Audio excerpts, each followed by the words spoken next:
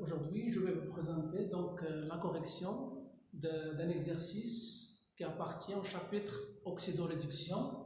Alors, il est destiné bien sûr aux élèves des sciences expérimentales et aussi des sciences maths. Alors, cet exercice, qu'est-ce qu'il dit?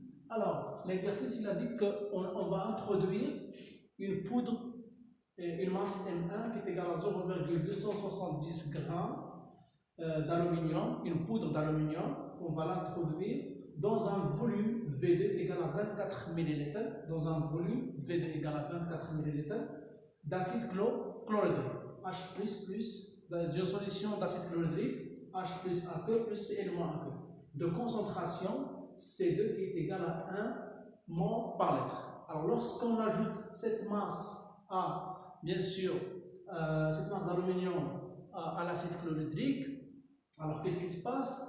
Alors, il y a un dégagement d'un gaz d'hydrogène, H2 gazeux, il y a ce dégagement de ce gaz, et il y a aussi donc, formation d'ions Al3+ dans la solution. On trouve à l'intérieur de cette solution des ions Al3+.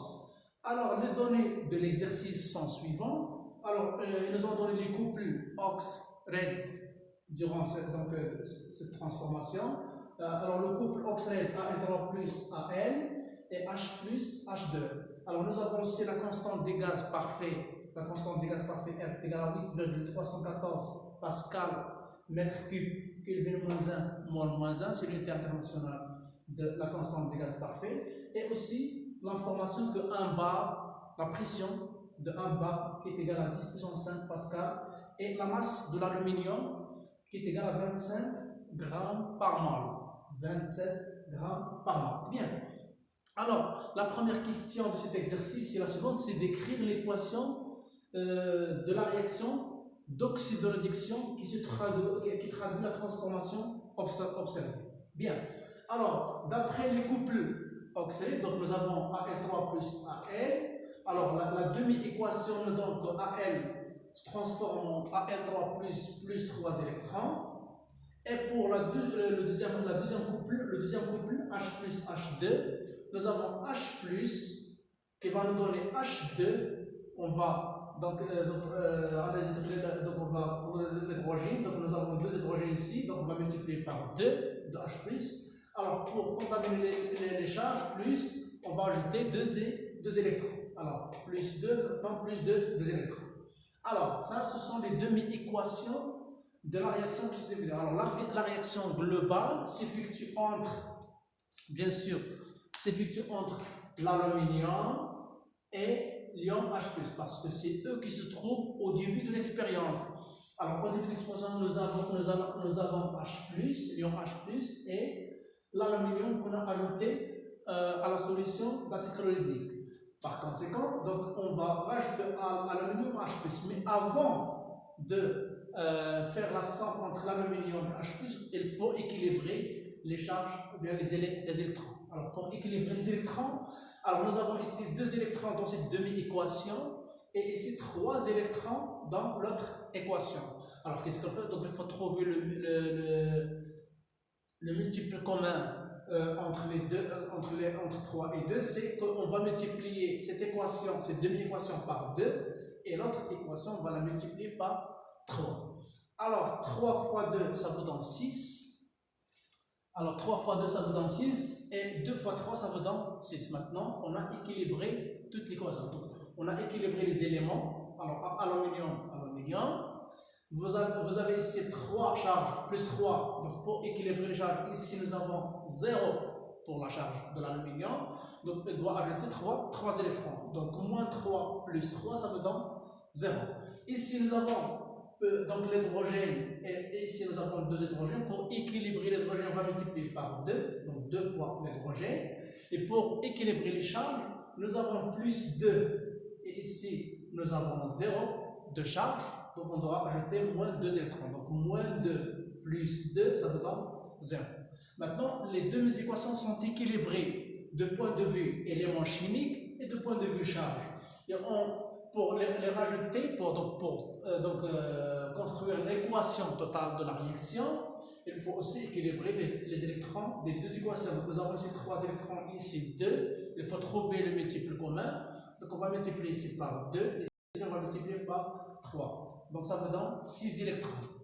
Alors 2 fois AN plus 3 fois 2, ça me donne 6 H+, nous donne 2 AN, 3 plus 3 H2. Les électrons on va se débarrasser des électrons. Bien. Alors, cette réaction, c'est une réaction d'oxydoréduction. Ok?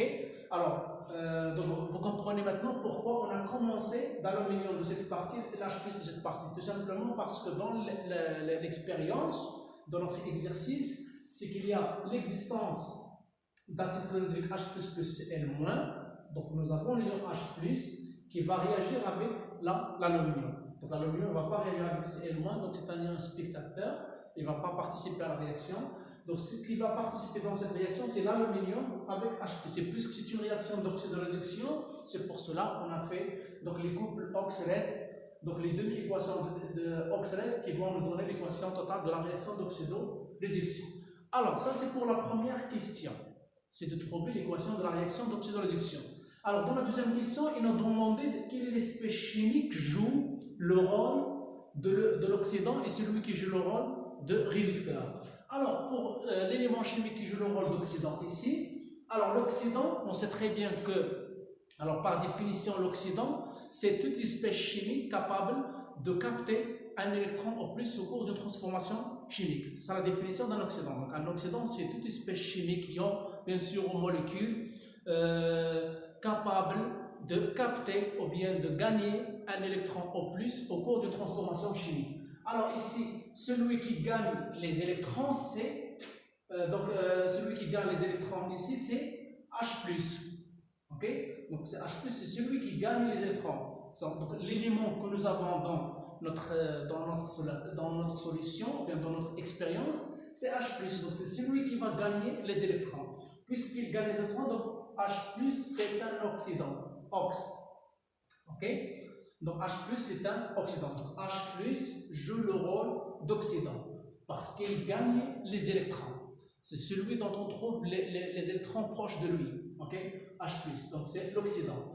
Alors le réducteur, c'est quoi? C'est celui, donc la définition d'un réducteur. Alors un réducteur, c'est une espèce chimique, ion bien sûr aux molécules, capable de céder, de donner, de perdre un électron au plus au cours d'une transformation chimique. Donc c'est ça la définition d'un réducteur. C'est tout élément, ou bien c'est toute espèce chimique capable de perdre, de donner, de céder un électron au plus au cours d'une transformation chimique. Et bien ici l'élément qui perd des électrons, c'est l'aluminium. Donc l'aluminium, il va perdre ces 3 électrons.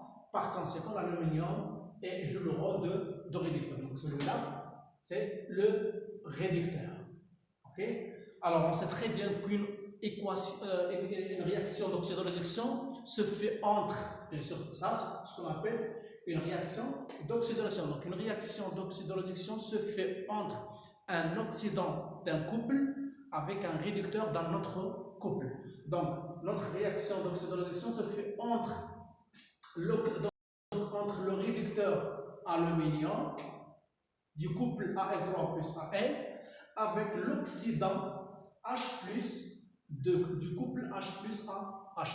Donc vous voyez, c'est sous forme de règle de gamma. Donc Al réagit avec H+ et donne, donc il réagit avec H+ et donne H2 oui Al. Donc c'est la règle, ce qu'on appelle la règle de gamma. La règle de gamma. L'aluminium va réagir avec H+ pour donner H2 plus Al3+. Pourquoi Al réagit avec H+? Tout simplement, il est donné dans l'expérience. Dans l'expérience, nous avons aluminium et nous avons H+. Ok? Donc ça, c'est ce qui concerne. Alors, la troisième question, pour la troisième question, il est demandé quelle espèce chimique est oxydée, quelle espèce chimique est oxydée et celle qui est réduite. Donc celle qui a subi une oxydation et celle qui a subi une réduction. Alors, on voit ici que l'aluminium et l'atome, donc la charge ici elle est nulle, 0, et elle se transforme en ion 3+. on appelle ça le degré d'oxydation. Alors, au degré d'oxydation. Alors, l'aluminium, il a comme degré d'oxydation 0, alors que Al3+, il y a 3+, il y a plus 3. Donc, qu'est-ce qui s'effectue donc de partir de 0 vers 3? On a augmenté le degré d'oxydation. Donc, on dit que l'aluminium, elle s'oxyde. On dit que l'aluminium s'oxyde. Ok? Puisque le degré d'oxydation est augmenté de 0 vers 3, plus 3. Alors que pour remarquer H+, donc H+, qui s'est transformé en H2, il a un degré d'oxydation plus 1 et qui s'est transformé vers un degré d'oxydation 0. Donc, il est réduit de plus 1 vers 0, on a diminué. Il a subi une diminution, donc une réduction. On a dit qu'il est, donc l'H+, il est réduite. Donc, l'aluminium s'oxyde et l'ion H+, se réduit. Ok? Donc, l'aluminium il s'oxyde. Alors, H+, elle est réduite. Donc, c'est l'espèce chimique réduite, c'est H+. Et l'espèce chimique qui s'oxyde, c'est l'aluminium. Alors, ici, on parle quelle opération qui s'effectue dans cette demi-équation? On parle d'oxydation. Alors, ici, il y a une opération qui s'appelle donc oxydation.